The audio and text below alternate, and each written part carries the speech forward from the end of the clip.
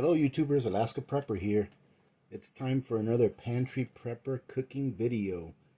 And to tell you the truth, ladies and gentlemen, I was going to do one yesterday for dinner. However, a good friend of mine called us up. Well, good friends of mine and my wife's called us up and said, hey, you guys want to go to dinner tonight? So we went out for a nice drive and went to dinner. So obviously I didn't put that up, but I do have one for breakfast, which is a very simple recipe. And let me tell you, this is one of my childhood favorites. It's a very inexpensive meal to make. It's very filling, and I think it's nutritious. Let's see what you guys think. So what I'm cooking today is probably like about a 5 or 10 minute meal, and it's really a breakfast. However, you can have it any time of the day you want. You can have it cold or hot, depending on your taste. All right, and like I said, it's very simple to make, and it's something I grew up in, and I'm going to tell you what the name of it is in Spanish. In Spanish, it's called avena. Right? Avena, if you want to translate it into English, I would say that it's kind of like a porridge, but it's a porridge that is meant to be drank. Right? You drink it instead of eat it with the spoon, because it is very, very non-viscous. It's very liquidy. But I'll tell you what, it's packed with flavor, and making it that you can drink it is a good meal to have on the go. And it is a meal. It's actually very, very filling, and I think very good for you. So let's start with the ingredients. Very simple ingredients. We're going to need about a cup of milk, a cup and a half of water, just a pinch of salt. I would say that this is about a tablespoon of butter. We're going to need some cinnamon sticks, or actually just one cinnamon stick. We'll need about about a half a cup of oatmeal. If you want to make it thicker, you can add a little more oatmeal. This would be to your taste. I've got a third of a cup of cane sugar. You can use brown sugar, you can use honey, you can use like I'm using cane sugar. You don't have to use sugar at all if you don't want to. You can use agave, you can use syrup, whatever you want to sweeten it. If you want to sweeten it, that's to your taste. I'm putting about a third of a cup of sugar in here. We're going to use one clove, and we're going to use a pinch of anise seeds. And if you guys don't know what this is, you ought to try it in some of your dishes. It's awesome. This is a delicious spice. We're going to start off by putting our water in here. And what we're going to do is we're going to bring this water up to a boil. However, while it's coming up to a boil, we're going to go ahead and add one clove and a pinch of anise and a stick of cinnamon. Let it come up to a nice boil so we can extract all the flavor from that. Then what we're going to do after it's been boiling for about a minute or two, we're going to go ahead and take the clove out and the cinnamon stick out. Ladies and gentlemen, while the water is coming up to a boil, I just wanted to show you that for those of you that may not remember or may not have been a part of our community during that time when Mr. Tom sent me a care package from Alabama, he sent me this jar of Wickles Wicked Pickle Chips, and I just opened it here a couple of days ago. I actually left a comment on one of his previous videos and told him, I just opened the pickles you sent me. Ladies and gentlemen, if you've never had these, they are delicious. They're not sweet pickles and they're not dill pickles. I think they're just wicked pickles because they have a little bit of sweetness to them and a little bit of dill to them. And they have, even though it shows that it's got like a pepper in there, it's got some spice, but it is perfectly balanced. This is probably one of the best, if not the best, pickle chips I've ever had. I mean, it's delicious. I wish that they sold it around here because I would definitely stock up on these because they're that good. And the thing is they're good to eat on their own, but they're awesome on a hamburger. That's what I had them on a hamburger, because the sweetness and the tardiness of the flavor is just a perfect match with a hamburger. So just want to let you guys know that I did try these for any of you that may have been wondering if I had or not, and they are delicious. So if you come across these and you've never tried them, give them a try. So thank you, Mr. Tom, for allowing me to try something new. These were awesome. Okay, ladies and gentlemen, so now that we've got our water boiling, I'm not sure if you can tell, but the water, you can see that the color changed a little bit, probably from the cinnamon stick. What I'm going to do now is I really want to get everything that I can out of that cinnamon stick. So I'm going to take out the clove. We're going to dig out the clove. It's been in there for about 3 minutes or so. That way it's not hard to dig out later on. I'm going to dig this out. And now we're going to go ahead and put in our oatmeal. And yes, I'm leaving the cinnamon stick in there. That'll be easy to take out later on. We don't want to leave it in there. We're going to put in our oatmeal. We're going to stir it around, stir our butter in there. And we are going to let this come back up to a boil, and we're going to keep it at like a medium simmer, you know, like between simmering and boiling, until we see that that oatmeal is starting to break down. We want this oatmeal to get liquidy, mushy, right? Because remember, we're going to be drinking this. All right, ladies and gentlemen, so as you can see, everything's breaking down really nicely. You see? The oatmeal is fully hydrated and it's starting to break down. At this point, I'm going to add a little dash of salt. That's about enough. I would say that's probably about 1/8 of a teaspoon maybe. Just a few little dashes. It helps to bring out the flavor. We're going to keep doing this for about another minute or so. It's probably taking about 3 minutes for it to come up to a boil like this. And let me tell you what, ladies and gentlemen, it smells so good. Those 3 spices alone, the clove, the anise, and the cinnamon, it's just really nice and fragrant, and I know it's going to add a lot of flavor to this. So, okay, so you see right here, it's starting to get a little viscous because the oatmeal is starting to break down. All right, so now I'm going to go ahead and take this cinnamon stick out. We are done with it. And ladies and gentlemen, what would you do with this besides throw it away? Let me know. I really want to know. Because is this something that you would just throw in your compost?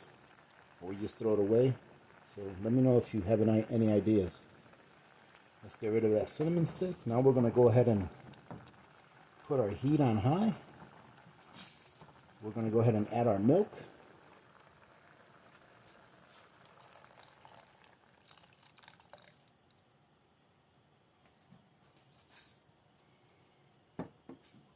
I told you guys a cup of milk. I think I had like 1.25 cups in there. I went a little bit over, which is no big deal. And then we're going to let this come back up to a boil. So ladies and gentlemen, while the oatmeal or avena is coming up to a boil, I wanted to show you a little kitchen hack that I have. I showed this off a while ago, probably well more than a year ago, but I thought I'd show it off again since we have a few seconds. You know how sometimes you leave your sponge and it's still a little bit wet, you know, on the sink or wherever you put it, and it's still a little bit wet, and you come back to it and it really stinks? Well, this is what you do to avoid that from happening and keeping your sponge from being stinky ever again. Once you're done using it, what you do is you clean it off really good. You put a little bit of soap on it, you clean it off really good, then you pop it in the microwave for about 30 seconds. After you take it out of the microwave, you'll see that the bubbles come to the top and everything, and it's really, really hot, right? What you just did right here, by doing what I just did, is you just killed all the germs in there. That's going to cause this to accumulate smells, and it won't be stinky anymore. So every time that you use it, if you do that, put it in the microwave and then put it up, it won't be stinky the next time that you use it. Let me know if you try it and let me know if it works for you. Alright, so we've come up to a roaring boil here. You see how it's boiling and it's going to start wanting to come to the top? Check it out. And then as soon as it starts coming up to the top, you're going to bring that temperature or the heat setting, you're going to bring it down. Alright, ladies and gentlemen, it looks like it's good to go. So check this out. You see the oatmeal, how it's broken down? Now, a lot, if not most, of the nutrition, with the exception of the fiber, I would say, in that oatmeal, has leached out of that oatmeal and transferred onto the liquids. What a lot of people like to do, and used to do, and this is how I grew up drinking this avena, is they would strain this and take out the oatmeal. But I don't do that. I like to leave the oatmeal in there because I like that texture. So when you strain this and take the oatmeal out, it just becomes a very viscous drink, but it tastes delicious. All right, so at this point right here, we're going to go ahead and add our sugar or add whatever sweetener you like to add to it. And you don't have to add a third of a cup. You can add pretty much anything you want, really, as much as you want or none at all. And then we're going to stir that in and let it all blend in really nice. Now, I didn't really cover the milk much. You can use an alternative to milk. You don't have to use actual cow's milk. Obviously, you can use any milk you want. If you want to use goat's milk, you can. You can use almond milk, you know, or a milk substitute if you're lactose intolerant. It should still give you pretty good results.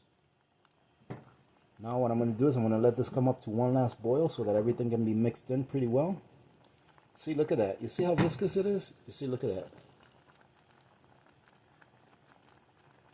All right, and you see it's got a really nice coat on the spoon. So I can tell that this is going to be really good. All right, let me go ahead and turn this off here. And let me go ahead and put some in a cup, show you guys what it looks like, what I do to finish it off, and the most important part, let you know what it tastes like. So there you go, ladies and gentlemen. It's funny because I was looking for a cup that was clear so you guys can see it, and I don't have any clear glass cups. So I had to use one of my pint-sized mason jars. And look at that. You can see all of the flavors in there.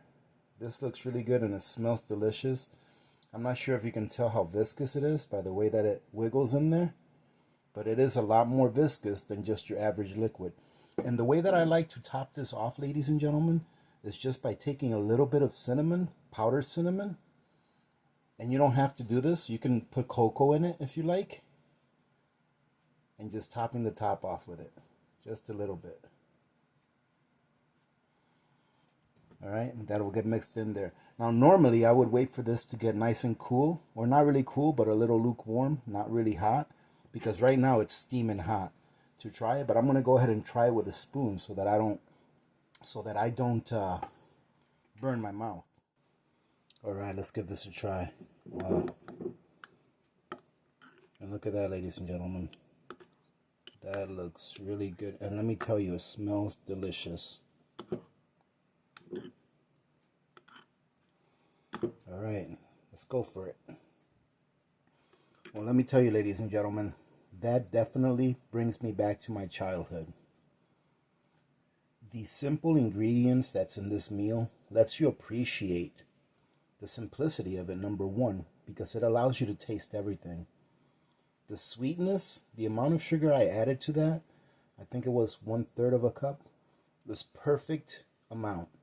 It's not over sweet and it's not bitter. I can definitely taste the cinnamon. I can taste the anise, which is still in there. And the clove just gives it a layer of flavor that stays behind after you swallow it. I love this stuff. So I hope you guys try this because I'm not hyping it up.